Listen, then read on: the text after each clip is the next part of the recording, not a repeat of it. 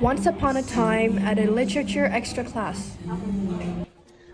Okay, so through the poem that we learned today, we can see how Dusu compassionately convey the image of his wife, uh, like a hardworking and devoted woman.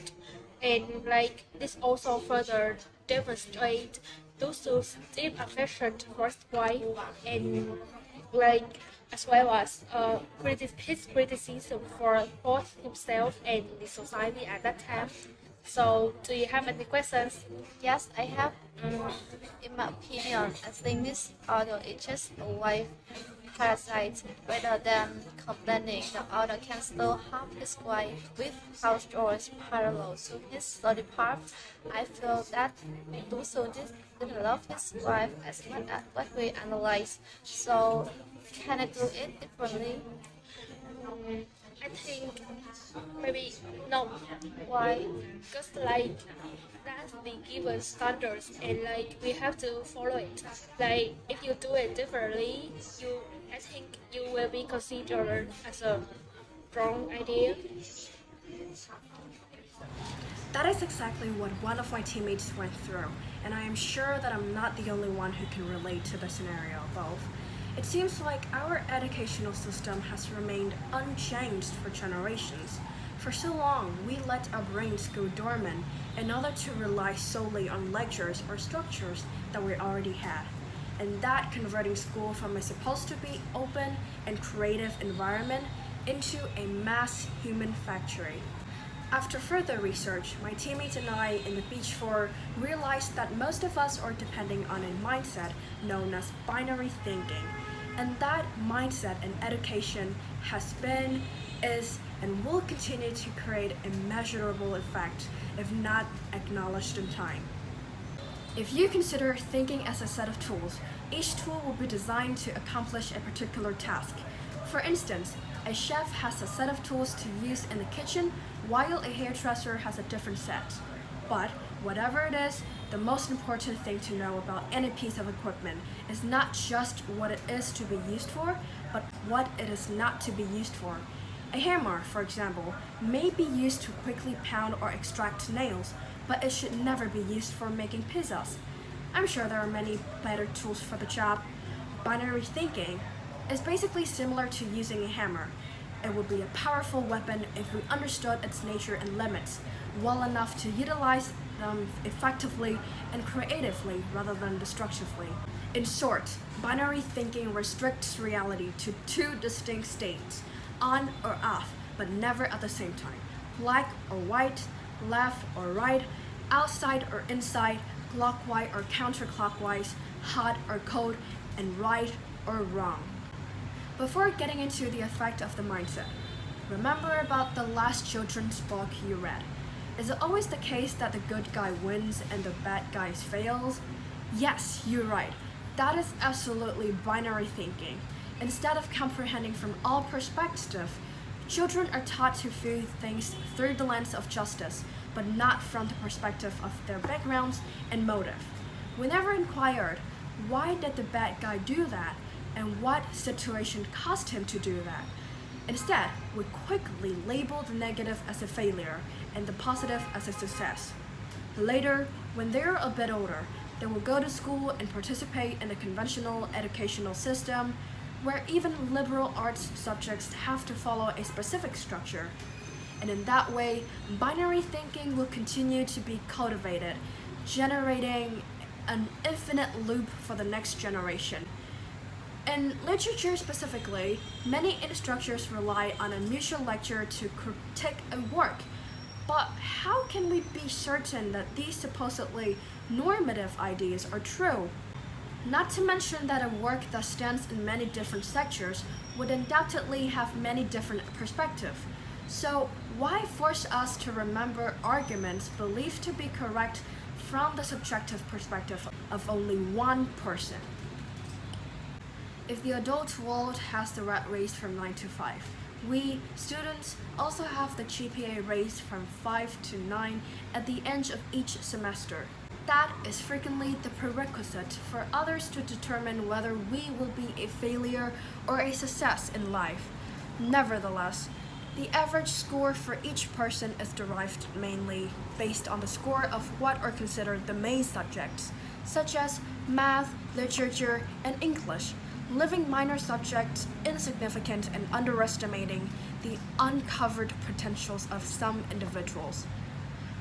Our team created a small survey from 4 schools located in 2 different regions on the basis of 5 questions. The result indicated that most people disagreed on questions 1 and 3, implying that academic aspects such as GPA, awards, and ranking are still more important to Vietnamese people than equivalent achievement in physical fields, and that the title of excellent student, which each of us once fought for, is no longer truly fair.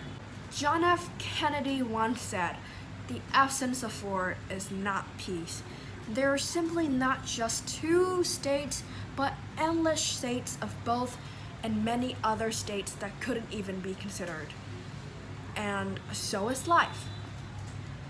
Life is a hue that contains endless shades of color in the world, so it makes no sense to snap judgments and insist on framing ourselves into specific ideas. Thus, to prevent future generations from becoming another generation of binary thinkers, schools should offer chances for us to question our own belief, and by us, I mean both students and teachers. The first thing worth mentioning is the tradition of having desks and roles.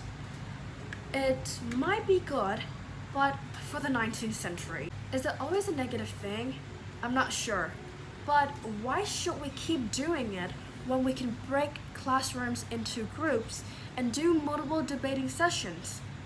When one individual is given debating positions, he or she can do nothing but argue. They are at odds with their own convictions, which allows them to think about topics in unconventional ways, forcing them to be more open-minded, critical, and creative with different issues they confront. On the other perspective, a decent starting point for teachers is to develop a learning environment in which there's no real separation between right or wrong. At any given age, you have probably seen the practice of having your teacher evaluate your test by flaying them with a red inked pen, tick or Crocs, and that's it. Most students will receive it, see their grades, and never see that paper again. Instead of being a tool for pupils to reflect on themselves and get motivations to answer the question like, why did I make this mistake in the first place? It is now merely a piece of paper with no meaning at all. To change the situation, teachers may instruct their students to investigate the topic matter before each class from various resources and then ask their ideas the next day in order to push students' critical thinking. An equivalent model is becoming increasingly popular called the flipped classroom. Students in the flipped classroom study digitized or online lectures as pre-class homework before engaging active in learning experiences such as conversations, peer teaching, presentations, and group activities during class time. In other words, this technique flips traditional content presentation, in which class time is spent on lectures and example problems, while homework consists of problem sets or group project work. Overall, if we want to eliminate binary thinking in education, both students and teachers must embrace the uncertainty and remind ourselves every day that the world is complex, that others' opinions are different from ours, and that doesn't make them wrong. Especially in today's world, the world of ambiguity, where what was right yesterday may not be true today, and what is true today may be wrong tomorrow. So, fixing our ideas to a certain structure might not be the best way to prepare our next generation for a rapidly changing world. We, the Beach Four, standing here today, not trying to say structure in education is completely negative. and binary thinking as some kind of homicidal virus that could gradually annihilate the human mind, but trying to wake us all up from the dream of being oversimplistic and overly structured, having us to be more creative and seeking for innovations for our own future. So let's head to the great areas. Thank you.